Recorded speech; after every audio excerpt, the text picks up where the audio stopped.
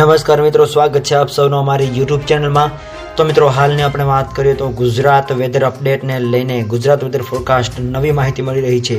આગામી 24 કલાક દરમિયાન અનેક જિલ્લાઓની અંદર ભારે વરસાદ તો ગાજવીજ સાથે વરસાદની ચેતવણી તેમજ આ વિસ્તારોની અંદર રેઇન એલર્ટ, કચ્છ, સૌરાષ્ટ્ર અને ગુજરાતના અલગ અલગ જિલ્લાઓ એલર્ટ જાહેર। તો મિત્રો, વિડીયો ગમે તો વિડીયોને લાઇક કરો, શેર કરો, કમેન્ટ કરો અને ચેનલમાં નવા હોય તો ચેનલને સબસ્ક્રાઇબ પણ જરૂરથી કરજો। તો મિત્રો, હાલની આપણે વાત કરીએ તો ગુજરાત વેધર ફોરકાસ્ટની અંદર હવામાન વિભાગની સૌથી મોટી આગાહી અનુસાર રેઇન એલર્ટ આપવામાં આવ્યું છે।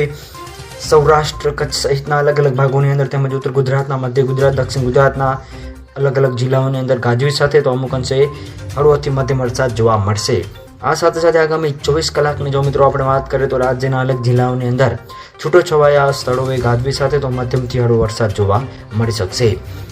ખાસ કરીને મિત્રો આપણે વાત કરીએ તો હવામાન વિભાગની સૌથી મોટી આગાહી અનુસાર પશ્ચિમ અને ઉત્તરના ભાગોની અંદર વિસ્તારોની અંદર વરસાદી સિસ્ટમ જોવા મળશે તેમજ છૂટોછવાયા વિસ્તારોએ પણ અમુક ભાગોની અંદર પણ વિસ્તારોની અંદર માવઠાની શક્યતાઓ રહેલી છે। તો બીજી બાજુ મધ્ય અને દક્ષિણ ગુજરાતની અંદર આપણે વાત કરીએ તો વડોદરા, ભરૂચ, છોટાઉદેપુર, દાહોદ, નર્મદા, નવસારી, સુરત, તાપી વગેરે વિસ્તારોની અંદર પણ કમોસમી વરસાદની હાલ પૂરતી શક્યતાઓ વ્યક્ત કરવામાં આવી રહી છે। આ ઉપરાંત વાદળછાયા વાતાવરણને લઈને પણ અમુક વિસ્તારોની અંદર વરસાદની ચેતવણી પણ આપવામાં આવી રહી છે।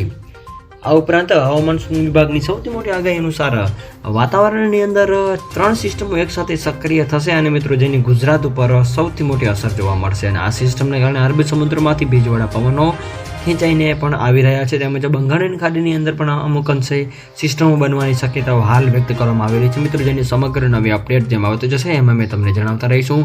તો મિત્રો, ત્યાં સુધી જોડાઈ રહો અમારી ચેનલ સાથે। ચેનલને સબસ્ક્રાઇબ ન કરી હોય તો સબસ્ક્રાઇબ કરી લેજો અને મિત્રો, વાવાઝોડું અને વરસાદને લઈને તમામ નવી અપડેટ જાણવા માટે અમારી ચેનલને સબસ્ક્રાઇબ કરજો। તો મિત્રો, આપ સૌનો ખૂબ ખૂબ આભાર।